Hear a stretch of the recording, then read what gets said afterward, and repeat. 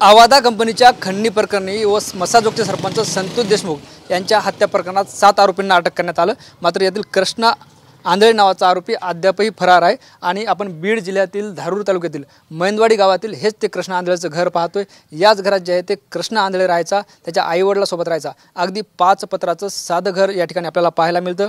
मैंदवाडीतील हे संपूर्ण चित्र आपण या ठिकाणी पाहतोय। मात्र ज्या पद्धतीनं संतोष देशमुख यांच्या हत्या प्रकरणात कृष्णा आंधळेचं नाव आलं त्या दिवसापासून जे आहे ते कृष्णा आंधळे फरार असल्याची माहिती आहे। खरं तर बीड पोलीस असतील, SIT असतील, CID असतील सातत्यानं कृष्णा आंधळेची जे आहे ते तपास करण्याचा प्रयत्न करते। त्यांना अटक करण्यासाठी जे ते वेगवेगळी पथक पाठवण्यात आलेत, मात्र अद्याप प्रयत्न कृष्णा आंधळे कुणाच्याही हाती लागले नाही। खरं तर बीड पोलिसांनी यापूर्वीच कृष्णा आंधळेला जे ते वॉन्टेड घोषित केले।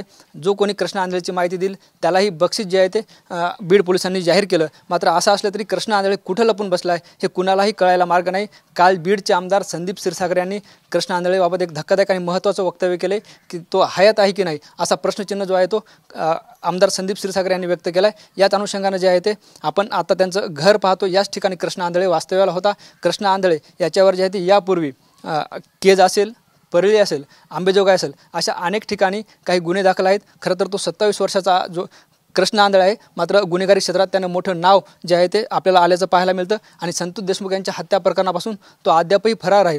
तो अद्यापही कुणाच्या हाती लागलेला नाही। खरं तर सर्वच आरोपी जवळपास या प्रकरणात अटक झालेत, मात्र हत्या प्रकरणातील मुख्य आरोपी असलेला कृष्णा आंधळे अजूनही पोलिसांच्या हाती लागत नाही। त्यामुळे जे आहे ते बीड पोलीस कृष्णा आंधळेचं कसून चौकशी करताना पाहायला मिळतात। कृष्णा आंधळे पोलिसांच्या हाती लागल्यानंतर बीड पोलिसांना संतोष देशमुख हत्याकांड प्रकरणातील व खंडणी प्रकरणातील इतर माहिती, महत्त्वाची माहिती मिळण्याची शक्यता आहे। बीड पोलीस जे आहे ते सातत्यानं तपास सुरू आहे। मात्र असं असलं तरी कृष्णा आंधळे मात्र अजूनही गायब आहे आणि हे बीड पोलीस आता जे आहे ते सध्या तरी कृष्णा आंधळेच्या शोधात असल्याचे चित्र पाहायला मिळतं। कृष्णा आंधळेचं हे घर आपण या ठिकाणी पाहतोय।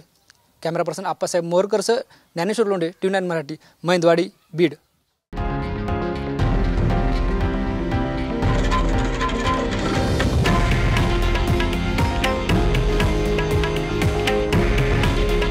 हे आहे देशातील नंबर 1 न्यूज नेटवर्क आणि आपण पाहत आहात TV9 मराठी।